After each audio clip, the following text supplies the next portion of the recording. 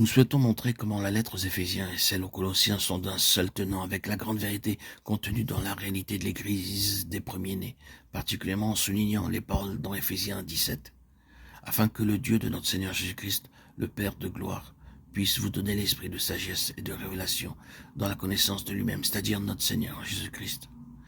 Dans la version originale, les termes sont la pleine connaissance de lui-même. Il est important de le noter car il y a une connaissance du Seigneur Jésus qui, pour ainsi dire, n'est pas celle des Éphésiens, qui n'est pas la connaissance du Seigneur Jésus mise en évidence dans ces dernières lettres de l'apôtre. Quand nous arrivons aux Éphésiens et aux Colossiens, nous parvenons à un aspect beaucoup plus complet du Seigneur Jésus. Et lorsqu'il écrit l'intention de l'apôtre et que les croyants puissent atteindre cette pleine connaissance du Seigneur Jésus qu'il cherche à présenter, de même que dans ces lettres, nous trouvions la pleine ou plus complète connaissance du Seigneur Jésus pour les saints et jusqu'à ce qu'ils parviennent à cette pleine connaissance. L'apôtre prie afin que le Père de gloire puisse accorder un esprit de sagesse et de révélation. Les yeux de votre cœur étant illuminés. Éphésiens 1, 18. Il n'est pas question uniquement d'avoir les yeux du cœur ouverts. Ils s'ouvrent lorsque nous voyons le Seigneur pour la première fois. Cela fait partie de l'œuvre de notre conversion. Nous voyons le Seigneur. Mais ici, il s'agit d'une illumination de ses yeux ouverts, qu'ils soient illuminés jusqu'à une pleine connaissance, pour que vous sachiez, Éphésiens 1, 18, afin que vous puissiez connaître, et non uniquement que vous soyez sauvés et acceptés, que vos péchés soient pardonnés. Lorsque nous sommes parvenus à ce stade, tout cela est considéré comme acquis, établi. Il s'agit de quelque chose de plus.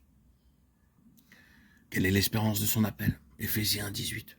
La question n'est pas d'être au fait de son appel, car nous le savons déjà, mais que nous connaissions l'espérance de son appel. En quoi elle consiste? Quelles sont les richesses de la gloire de son héritage, celui de Christ, dans les saints? Et quelle est l'excellente grandeur de sa puissance envers nous qui croyons? Éphésiens 1, 18, 19. Là encore, il ne s'agit pas de l'excellente grandeur de sa puissance jusqu'à notre salut, en vue de nous sauver, mais de l'excellente grandeur de sa puissance en nous qui croyons, en relation avec la pleine connaissance de Christ. Celle-ci requiert l'opération de l'excellente grandeur de la puissance de Dieu. Selon l'opération de la puissance de sa force qu'il a opérée dans le Christ en le ressuscitant d'entre les morts, et il l'a fait asseoir à sa droite dans les lieux célestes, et l'a donné pour être chef sur toute chose à l'assemblée qui est son corps. La plénitude de celui qui remplit tout en tous, Éphésiens 19, 23. Nous avons laissé entendre que l'église à laquelle il est fait référence ici, l'église des premiers-nés, ne sont qu'une.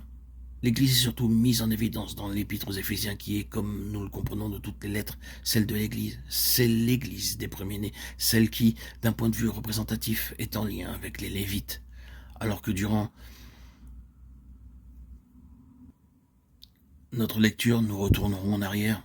Ces paroles du chapitre 1 de la lettre aux Éphésiens nous aideront à comprendre la raison pour laquelle les Lévites se trouvaient là. Quel était leur appel, leur vocation? Les Lévites furent désignés pour représenter la pleine intention et pensée de Dieu concernant son peuple tout entier. Et leur vocation était de considérer toute chose en relation avec cette pleine pensée de Dieu. Cette première clause résume la vie, la nature et la vocation même des Lévites, la pleine connaissance de lui-même.